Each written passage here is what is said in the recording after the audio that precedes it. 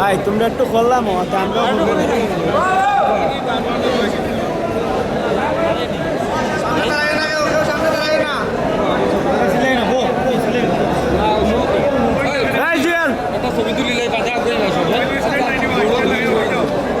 করলাম তো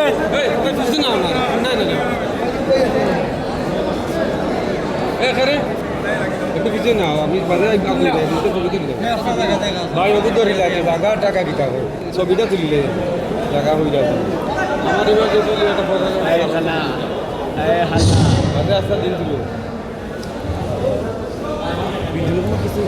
সারাদিন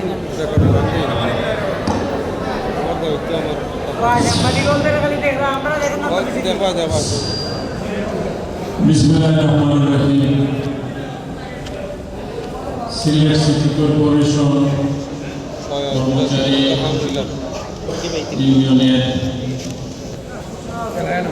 মে দিবস উদযাপনের অংশ হিসাবে আজকের আলোচনা সভায় উপস্থিত অনুষ্ঠানের সভাপতি শ্রমিক পরিষদের সভাপতি মোহাম্মদ রজব, আমার সাথে আমার বিশেষ করে সিলেট জেলা প্রেস ক্লাবের আমাদের মঞ্জু ভাই, আমার দুজন গুরুত্বপূর্ণ কর্মকর্তা, বর্জ্য ব্যবস্থাপনা বিভাগের প্রধান রিটায়ার্ড কর্নেল অ্যাক্টিভ আমিবি, পাবলিকেশন অফিসার সমগ্র প্রকাশিত সহ সিটি কর্পোরেশনের বিভিন্ন বিভাগের কর্মকর্তা কর্মচারীবৃন্দ, আমার সামনে উপস্থিত এই সিটি কর্পোরেশনের আমরা একই পরিবারের সদস্যবৃন্দ, সকলকে আমার ব্যক্তিগত তরফ থেকে এবং আমি সিটি কর্পোরেশনের প্রশাসক আপনাদেরকে আজকের এই শ্রমিক সমাবেশে অভিনন্দন এবং ধন্যবাদ জ্ঞাপন করছি। আপনারা জানেন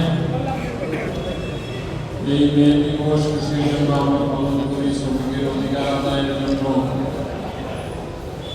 সেই শিকাগো শহরে 8 ঘন্টা কাজের দাবিতে যে আন্দোলন হয়েছিল, পুরো বিশ্বব্যাপী সেই আন্দোলনের ফলশ্রুতিতে আজকে সেই সময়ে শ্রমিকের অধিকার ফিরে পেয়েছে। শ্রমিকের যে কর্মঘণ্টা 8 ঘন্টা নির্ধারিত হয়েছে এবং আজকে বলতে গেলে শ্রমিকের অধিকার আদায়ের জন্য জাতিসংঘের যে আইএলও চ্যাপ্টার, জাতিসংঘের সদস্য সকলেই স্বাক্ষরকারী। জাতিসংঘের অন্যতম অর্গানাইজেশন ইন্টারন্যাশনাল লেবার অর্গানাইজেশন, এই জাতি পুরো বিশ্বে শ্রমিকের অধিকার আদায়ের জন্য তারা কাজ করে। শ্রমিকের দেখার জন্য কাজ করে। বাংলাদেশ সরকার সেই অনুরোধ নিয়ে কাজ করে। আপনারা জানেন একটি গণতান্ত্রিক সরকারে যখন নির্বাচনের মাধ্যমে একটি সরকার পরিচালিত হয় অথবা সরকার পরিবর্তন হয়, সেই সরকারের জবাবদাহিতা প্রত্যেকটি নাগরিকের কাছে থাকে। অনুরূপভাবে শ্রমিক কর্মচারীদেরও কাছে জবাবদাহিতা থাকে। আর যখন জবাবদাহিতার মুখোমুখি না হতে হয়, তখন এক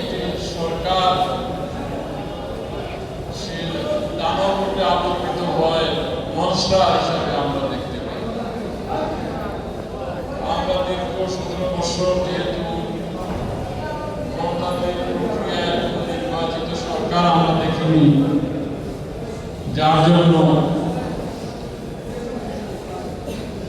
এই সরকার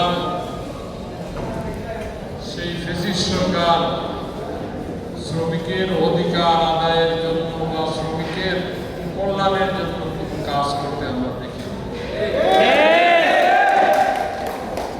দীর্ঘ লড়াই সংগ্রামের পরে আমাদের প্রিয় নেতা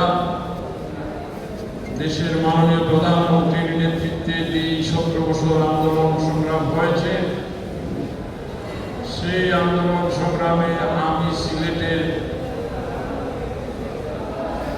অগ্রভাগের একজন সৈনিক হিসাবে সিলেটকে নেতৃত্ব দিয়েছি।